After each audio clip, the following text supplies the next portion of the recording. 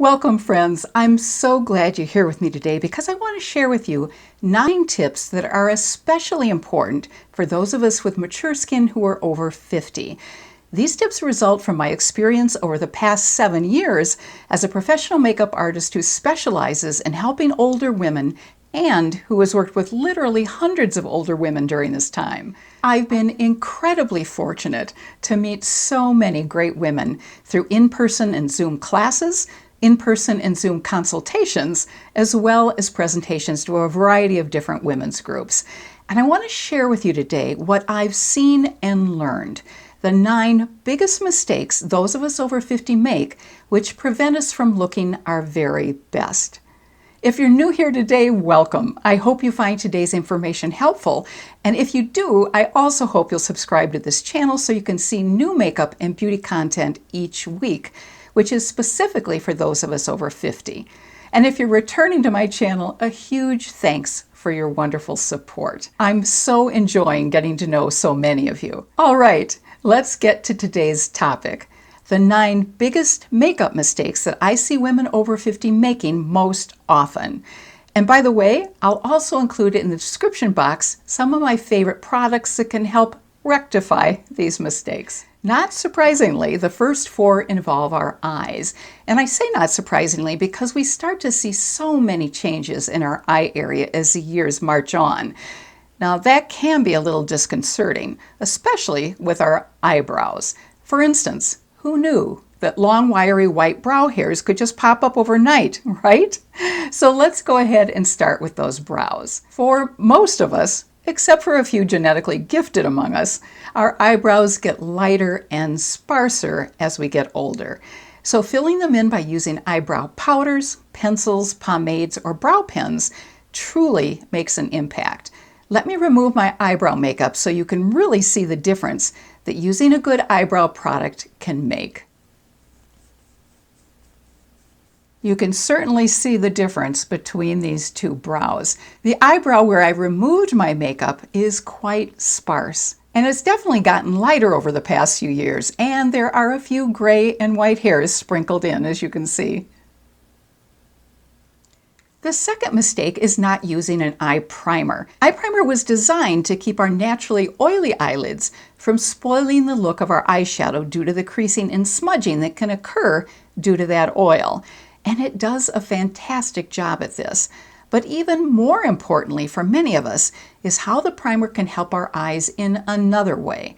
If we have an eye primer that matches our skin or is just a little bit lighter than our skin tone, it will disguise the discoloration that many of us have on our eyelids. Whether that discoloration is veins that show through that thin skin of our eyelid area or darker spots, eye primer can create a uniform, clean canvas on which to apply eyeshadow, which makes our eyes look both bigger and brighter. I'm going to take off my eye makeup on one eye and show you the difference. I always like to use micellar water to remove my eye makeup because it's much gentler on that eye area. I like to let it just soak in for a second and then gently wipe it away. So let's take a look at the difference. I think you can see some veins that show through that thin skin of my eyelid area, as well as some other discoloration. And eye primer works like magic to cover up that discoloration. So I'm going to go ahead and apply some eye primer to that eye. I'm going to be using Urban Decay's Eye Primer Potion in the color Eden, which is pretty close to my skin color.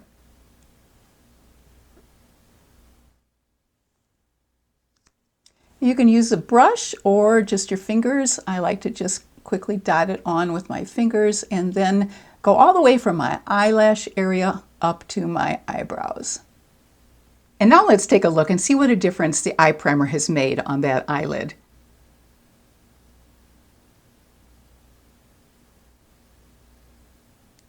Next, number 3 is specifically for those of us with hooded eyes.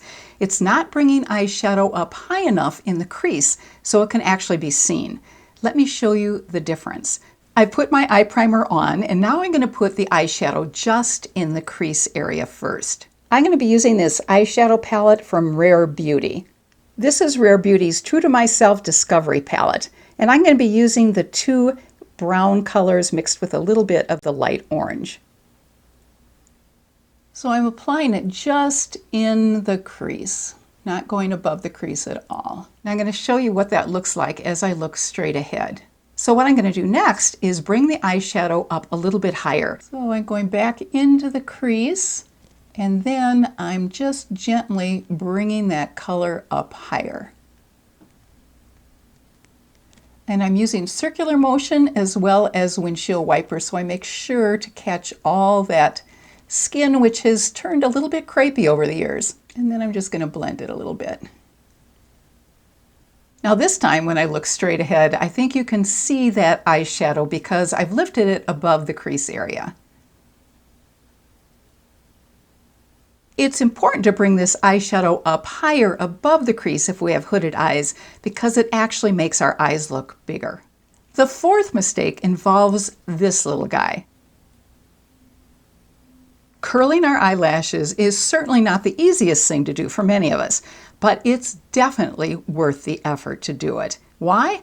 Because it really makes our eyelashes far more visible and more noticeable if we curl them first and then apply mascara.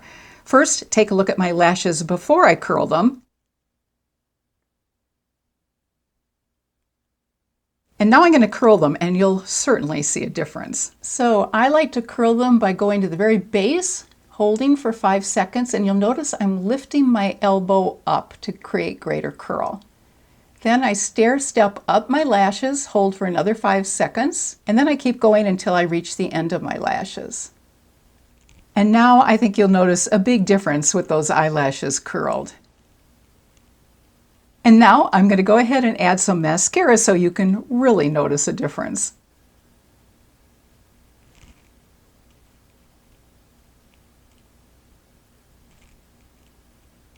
Quite a difference, right?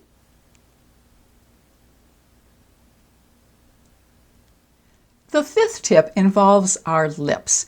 Because our best friends are certainly not gravity and the loss of collagen, a variety of body parts, as well as areas of our face, start to migrate south. And because of this downward movement around our lip area, some of us start to look like we have a permanent frown on our face. But we can counteract this downward look via the magic of makeup. In order to create more of a smile than a frown, all we need to do is avoid bringing our lipstick to the very outside edge of our lower lips. I'm going to show you the difference when I carry the lipstick out to the very edge of my bottom lip on one side of my face, and then bring it up before I reach the edge of my bottom lip on the other side of my face. First, I'm going to go ahead and remove my lipstick, and then I'm going to cover the edge of my lips with concealer so I can prevent lipstick from migrating into those little fine lines around my mouth. On the side of my mouth that I want more uplifted, I'm going to fill in concealer at the very top edge of my lip line at the top of my bottom lip. This will allow me to fudge and bring my lip liner up a little bit earlier so my lips can look more uplifted. Let me show you. So I've removed all my lipstick, and now I'm going to put concealer around the outer edge of my lips.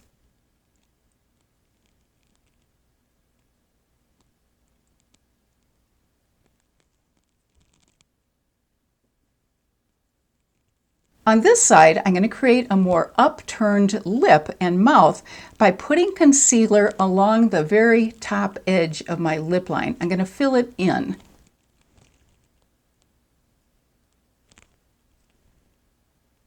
So I think you can see what I've done along my bottom lip line. Normally I'd bring lip liner all the way to the end of my lip line, but now I'm going to be able to fudge and bring it up earlier because of putting the concealer here. I'm going to be using this lip liner from L'Oreal's Age Perfect line. On this side, I didn't put concealer along the edge, so I'm just going to create a regular lip line. And you'll notice I went along the bottom edge of my lips because I want to increase the size of this lip line to make my lips look bigger.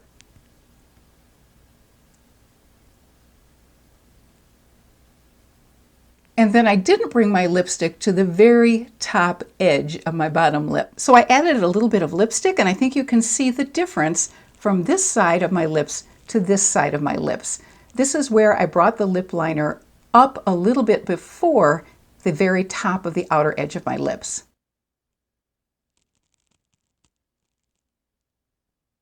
Now this doesn't show up as well on me as it might some others because I don't have particularly downturned lips, but I think you can see what a difference it could make. So this process probably sounded more complicated than it actually is, but I hope the demonstration helped. The sixth tip deals with foundation. We need to make a buffing brush our best friend. I recommend this because when we use a buffing brush to blend in our foundation, it looks far more skin-like and really melds into the skin. This is because a soft buffing motion really gently pushes the foundation further into the skin so it looks flawless. This is a buffing brush I particularly love. This is brush number 201 from Eve Pearl. She's an incredibly talented makeup artist. Tip number 7 is all about the type of blush we use and where we apply that blush. Unless we have oily skin, cream or liquid blush looks the best on our more mature skin. Most of us grew up using powder blush, but as we get older, our skin gets drier and powder blush can look splotchy and highlight fine lines. Cream or liquid blushes, on the other hand, glide on and beautifully meld into the skin, so they look more wonderfully natural. And rather than apply it on the apples of our cheeks, as we've heard suggested for years, it's far more flattering to apply it in a way that helps our face look more lifted. Again, we want to fight against that gravity. So we want to apply it upward from the middle of our cheekbone up toward our temple. Let me show you. I'm using this wonderful blush from a new clean beauty brand called Merit. It's in the color Cheeky. What I love about it is that you can apply it right from this applicator. So I'm going to apply it starting at the temple area about the middle of my cheekbones. And then I'm just going to lightly blend it in. And I'm patting it rather than rubbing it because I don't want to disturb the makeup underneath. And by bringing it up toward the temple, we're creating more lift to our face. I love the nice, natural, soft flush this product gives. And because of the cream formula, it just melts so easily into the skin. Tip number 8 is about our choice of lipstick formula and lipstick color. Many of us wear a lipstick that's not nearly as flattering as it could be because of either the lipstick formula or the actual color of that lipstick. Because our lips get smaller as we get older, we want to attract more light toward our lips, which makes them look larger. And we can do this by wearing a formula that has some luminosity. A satin lipstick, a pearl, a frost, or a metallic look, rather than a matte look. There's one caveat, however. If we have a problem with lipstick feathering or migrating into those fine vertical lines around our lips, we want to apply a matte lipstick along the edge of our lips, since it's less likely to migrate. But then we need to apply a more luminous formula or gloss, or both, on top of the matte lipstick, but not to the very edge of our lips. We want that matte lipstick to remain at the edge of our lips, since the matte lipstick is not as likely to migrate into the fine lines around our lips as a more luminous lipstick might. Now let's tackle the really important question of lipstick color. Too dark a lipstick, especially if it's matte, will look somewhat harsh and age us. Let me show you. So here's the dark matte lipstick I'll be using. It's one from NYX.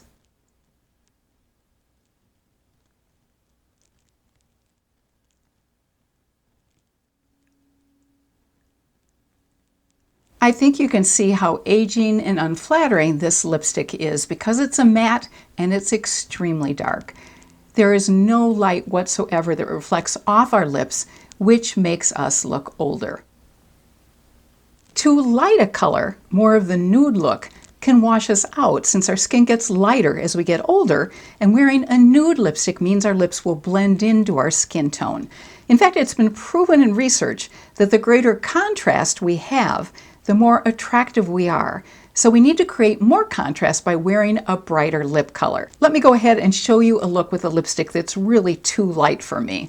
Look how dark my lips are from that dark matte color. I think I should have started with a light lipstick. So here's the nude matte lipstick that I'm going to put on. It's also very much the wrong undertone color for my skin. It has more of a brown look to it.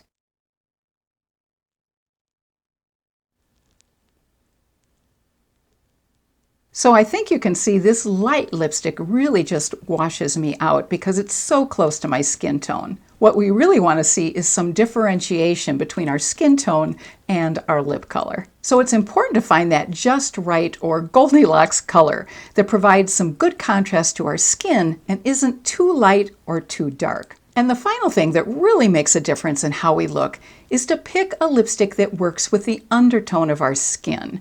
If our undertone is cool, we want to wear a pink, raspberry, plum, or blue-red shade. If our undertone is warm, peaches, corals, oranges, and red-orange lipstick can be absolutely gorgeous. And if our undertone is neutral, we can wear the lighter shades of either the cool or the warm colors. I have a cool undertone, so shades that are warm don't look nearly as good on me. Let me demonstrate by taking off the lipstick I'm wearing and applying absolutely the wrong color for my skin undertone, which will be a lipstick that is a coral or orange color. So I'm going to go into this lipstick tray of colors that I use for consultations with clients, and I'm going to pick this very bright coral lipstick down at the bottom.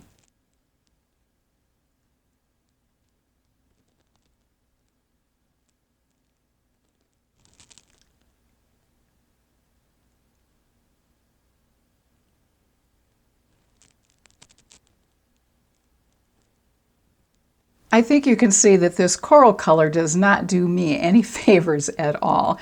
This is a great color for a warm undertone, but I definitely have a very cool undertone to my skin. And if you're not sure of what the undertone of your skin is, be sure to check out the video that I did on this topic, which is linked below in the description box. I need to go back to the colors that I feel more comfortable in.